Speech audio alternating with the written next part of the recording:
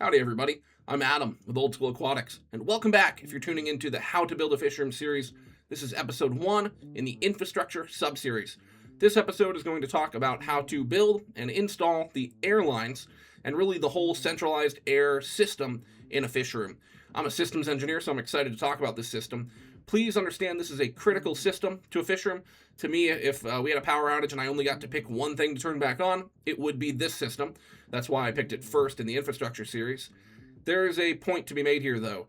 A critical system like this needs to be both redundant and very, very simple. So you'll see that we built in a lot of redundancy in here and a lot of simplicity.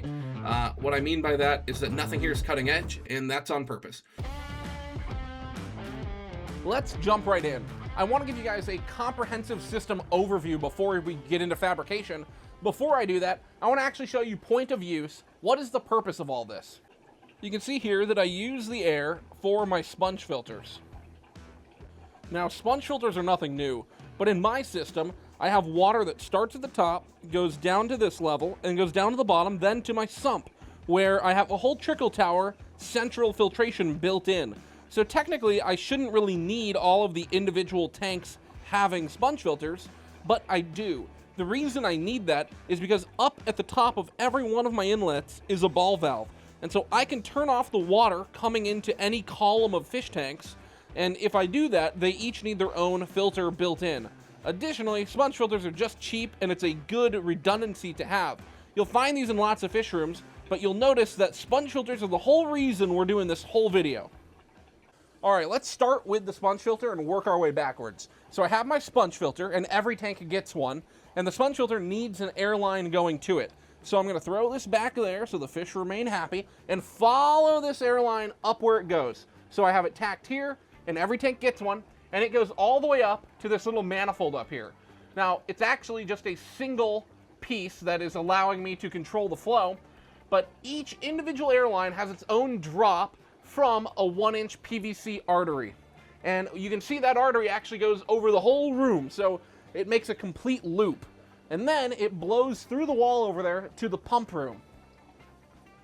So through that wall comes my airline, which goes to this central manifold. If this looks complex, I'm going to explain exactly what it all is and how I built it later. But the important part is that I have a central pumping station, and actually they're very quiet, so it's not necessarily for noise. It's partially because I wanted them out of the way and in between my two rooms, and I have a balancing ball valve there. Additionally, probably the more important part is that this utility room actually has its own dedicated circuit, and I needed that power just for these pumps. Lastly, the one other benefit here is through that exterior door, I can put a generator, and so I can run a cord from a generator directly in, and it's really, really simple in case of a power outage. So that's a very, very high level overview, but we're going to get into building it. And so way past me is going to take you through exactly how we go through the process. We're going to start by drilling the actual pieces of PVC. Once you draw out what you want, you'll cut a whole bunch of PVC to lengths, you'll clean your PVC, and then you need to drill and insert all of the drops. To be able to do that, you'll need to know exactly where all of your tanks are going to go. So by this point, you'll need to have drawings of where everything is, or at least a general idea. Now, it is okay to have drops that aren't used, and actually, I advise that you put in some. I actually have, I don't know, probably 10 extra airdrops in this room that I'm not using at all, and it's just in case I needed them for some random project in the future. It's helpful for future-proofing. But generally speaking, don't waste your time and money putting in a million of these things. It's better to just have them where you need them. It also looks a lot cleaner. So let's get into me building these in the past, and I'll jump back in here and help guide along the way because I've learned a lot about how to use a camera. This is a little airline knob, and it does have a way to turn itself on and off. It's a little ball valve. You can find these on Amazon. They're very, very cheap with a many moldable pack. I mean, I buy them in, I don't know, whatever this is, like 25 pack, and I got 100, 200 of them here. And so these are what I use for every drop in my airline. You're going to want to use a big 1-inch PVC for your airline. Honestly, if you're doing a really, really huge area, like if you have more than 200 drops, you should probably go even bigger than a 1-inch pipe. Generally speaking, I use linear piston air pumps because they're just the cheapest way to have low noise and good pressure. I use the 80 liters for somewhere in the neighborhood of 70 drops. the rule of thumb is a little bit under 1 drop per liter of air. And so these big arteries are how I'm going to move the air around the room, but then these are the actual little pieces that are dropping it. So let me show you how to install these. Of course, for your own system, you'll have to measure it out and cut your PVC to length and then mark where you're going to cut, but they're actually very, very simple. I've found these ones on Amazon work great, just as good as the really expensive ones you'll get from somewhere like Gemco. No reason to spend the extra money. These do work great. So in the listing on Amazon, it'll tell you whatever size bit you need. For these ones, for me, I think this is a 13/64 size, which is the correct size for this one. Yours may differ. It'll probably be the same one. They're all coming out of the same factory. Even if you're using the ones from Gemco, it's about right. So I'm just chucking up the bit, and then you can see down here, I'll show you this. So I'm just gonna pick somewhere on here, let's say right here. I'm just gonna drill through it. You don't wanna drill so hard that you slam through it. It's really easy to drill too hard. It's really quick. So now I have a little hole. This is perfect. Then, if I was really doing it here, this is where I would go and clean the PVC inside and out, because the PVC itself gets very nasty. But this is just a demonstration. I will move this 90 degrees off, chuck this into my drill. I have put it into like the drilling mode, where it's pushed down here. And then it's really simple. You just kind of slowly thread itself in. You'll go all the way until it bottoms out. So I'm looking at it, and then I need about one more. Cool. And then I just go a little bit more to make it look good.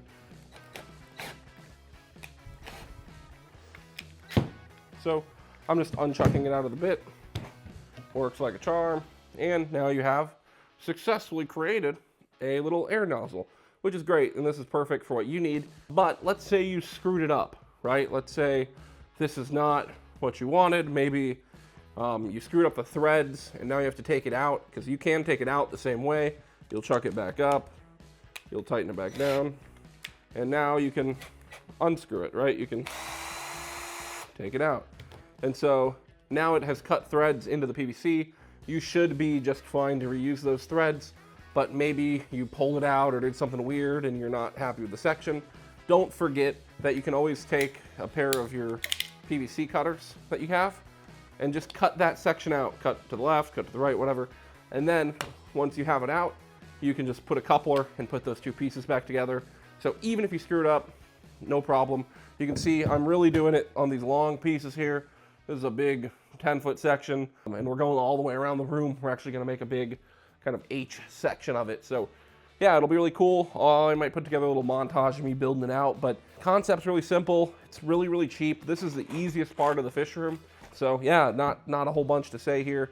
Get the right size drill bit for the pieces that you're working with, and you're pretty much good to go. If you ever do notice that air is escaping past them, which I never have, these work just fine.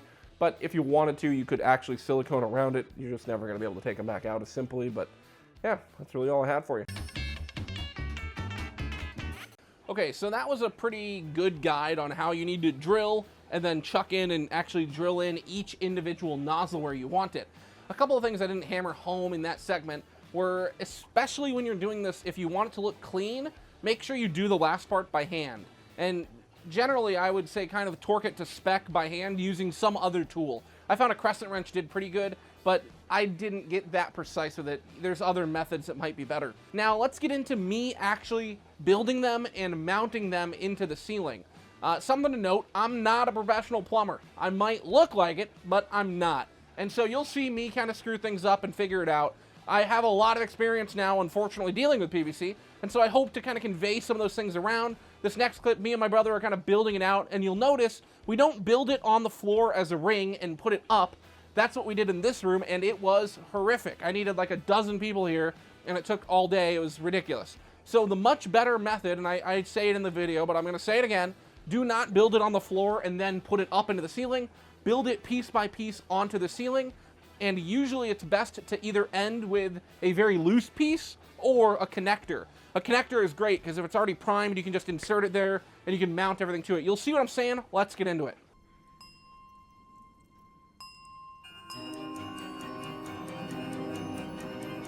Howdy everybody. Today we're going to be showing you a little bit more here on the airline. So Ethan has already kind of built us up to here. So I've got a loose airline kind of fitted up to the wall here. I've got a water line right next to it that I'm kind of using to make sure that I stay parallel to. The water line are independent loops so that my central rack and my back rack are on 2 different water supplies, but they're going to share air. So the air is pumped through both on one central airline. The importance here is that I need my airline to function as loops. So I've teed off of my main line, so it'll come up and over, tee off here. It'll also tee off over there and meet together as a loop to try to even out some pressure. Right now, I'm just kind of building onto it piece by piece. It's a lot easier to go kind of piece by piece on here than it is to build a whole ring around the floor and have 8 people lift it up. We did that for the water lines, and in us doing that, we learned that that's a really dumb idea. Don't do that. Yeah, can you grab me some glue here? Okay. Perfect. And then you're gonna be my second set of hands here. Can you help pull this thing down a little bit? You can set the whole glue bottle down if you want to. All right, I'm gonna put some glue inside the fitting. Go around 3 times. All right, pull that down. Yep. All right, same thing here. Pretty good coating. We're using the red hot blue glue. This stuff's better for setting it up here in a fish room just because it goes pretty quick. So I'm gonna push it all the way in and then spin and continue to push. And so now it's ready. You can see I already primed the other side of my fitting. You can let go, you're good. And so we're gonna let this thing sit here. I'm gonna watch it. There's 2 kinds of different PVC style glues you could use. I probably have the other one sitting in another room if I went and go grabbed it, but this stuff here is the Christie's. So this is this stuff. It's the red hot blue glue, if you will. This stuff I like because of how fast it sets up. It smells a lot nastier. If you could smell this room right now, you wouldn't be here. But luckily, I got my 2 people that'll enjoy this pleasant aroma of chemical warfare with me. The other stuff is just PVC. I think it's called Weld-On. You'll find it at Home Depot or Lowe's too. The difference is that that Weld-On product is going to wind up pushing against itself. So I don't have the perfect scientific words for it, but when you put a fitting into a pipe, it wants to push away. Whereas Christie's, once you kind of push it and hold it for like 2 seconds, it's set up, it's glue, you don't need to sit there. So it's a lot faster for it to set up. You still need to hold it, count to 3, but the other stuff you need to hold it and count to 30 seconds.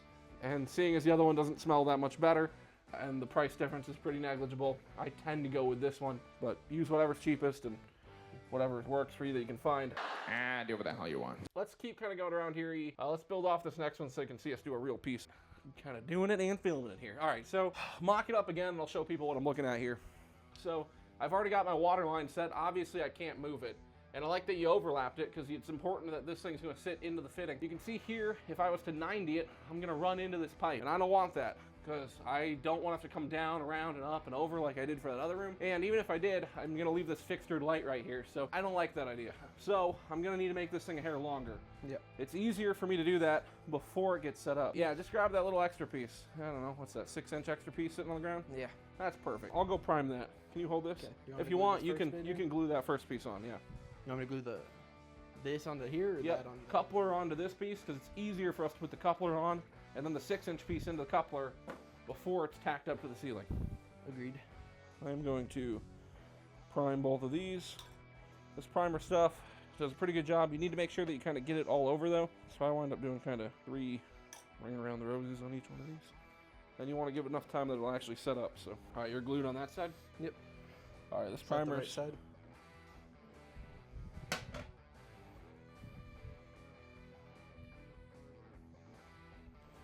It is important to give it about a quarter turn, so give it a full 90-degree turn somewhere in there.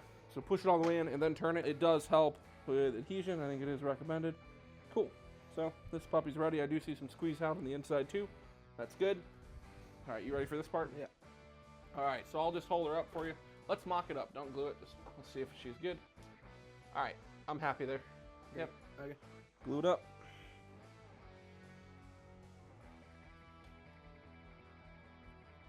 Here, I'll hold the whole thing for you. Just set that glue back down. Okay, cool. All right, coming up. Let me know if you need me to do anything. No, we're good. Push it in. Yep, grab that with your thumb. All right, twist. Get that air pointed down. Good. All right, I'm gonna clean over here. Looks good. Just hold it. Yep.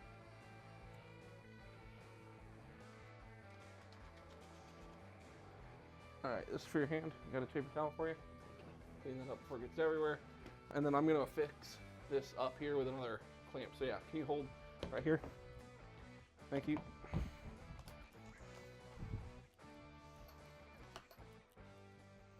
Cool. And just one more thing, I guess, as we're teaching kind of the last thing here. So I'm making sure when I do this that I'm not way over here and that I'm not way too close, right? I'm just making sure that we're parallel. Additionally, the one other thing I want to note is don't clamp right here at the end because you're never going to be able to get something else around here. So I'm actually going to clamp way over here. So you keep your finger right there, push it up as if you're a clamp. So that way over here, I can actually still bend. He's holding it 3 feet over there, but over here, I still have enough playroom that I can actually glue around it, put something on it. It's a good tip. Definitely follow that. Make sure when you're putting it up, don't get so close to the end that you can't put something on it. We've already done that a couple times. When you're just putting these clamps on, it's easy to just kind of send it. Once the whole thing is up, I would go through and do sort of the structural number of these. You can use mollies for drywall to make them actually sit in there better, but just for tacking it up, this is plenty. So I'm gonna get behind you actually. I'm gonna follow. All right, can you check your parallel? Okay.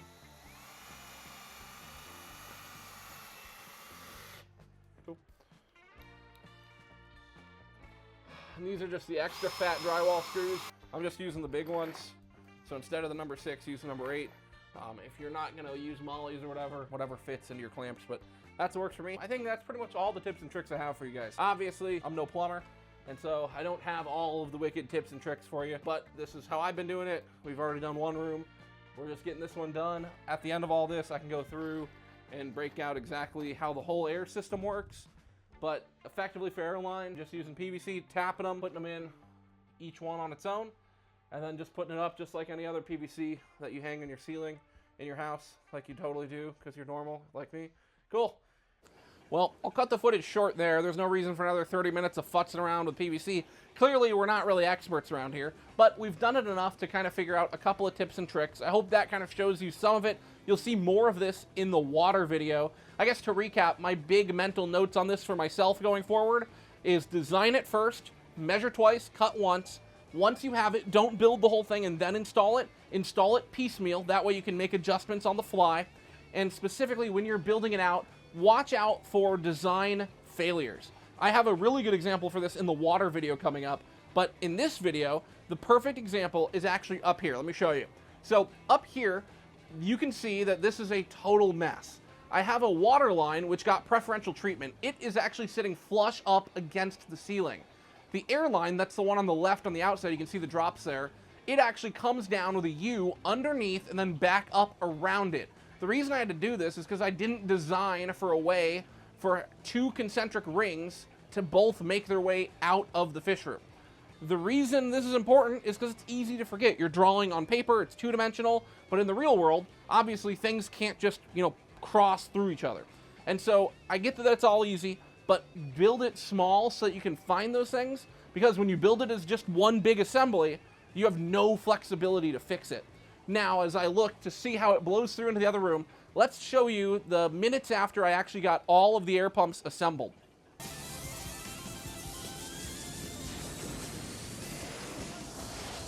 Howdy, everybody. Okay, well, this is big news. As of 30 seconds ago, I just finished putting this together. This may look kind of crazy, because it kind of is, but I have a lot to show you here. So I am very proud of what we have going on here. This is the most advanced air system I've ever put together.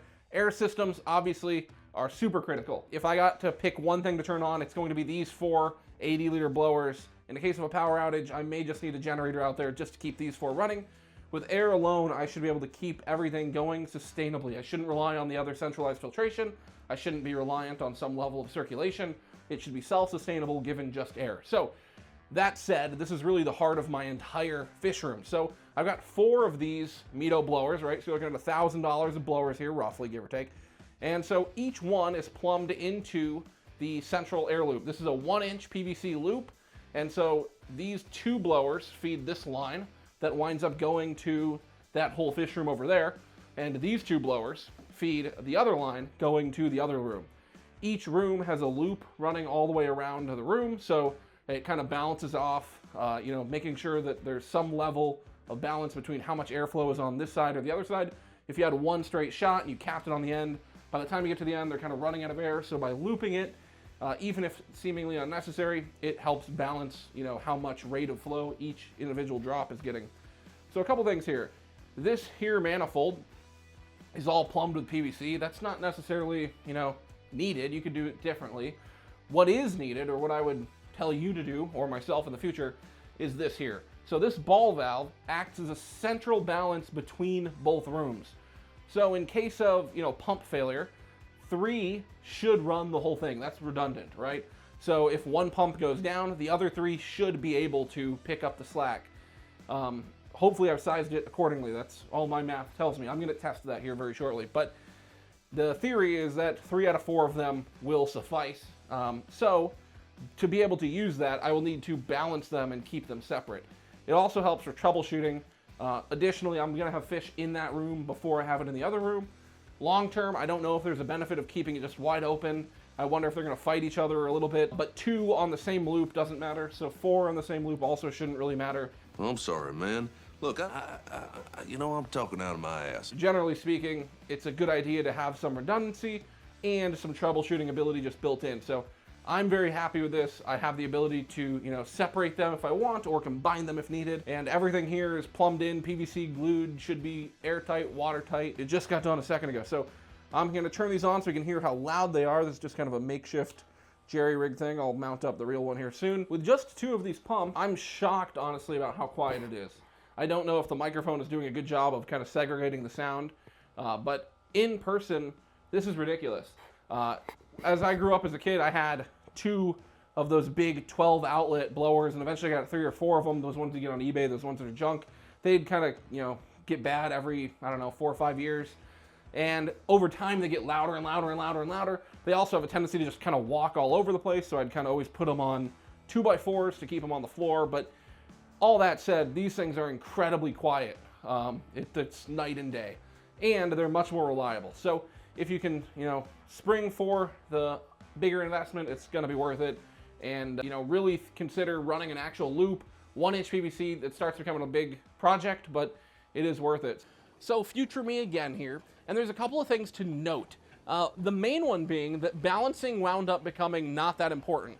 It was still worth adding a central ball valve, but it was really set it and forget it. What that really means is I dialed in my balancing at point of use, and you probably will as well. Now, I have a big tip for you guys out there. Whether you have a handful of fish tanks or you're working on a commercial scale much bigger than this, my tip to everybody is go bigger than you think. Add a little bit of a conservative factor. If you think you're going to need 3, get 4. The bigger, the better. And obviously there can be overkill, and you don't want to just burn out pumps by having overkill for no reason. I'm not saying bleed a bunch of air for nothing, but generally within, you know, 10 or 20% more than what you think, it's perfect for future proofing. These pumps will degrade too over the long term. It's really important to note.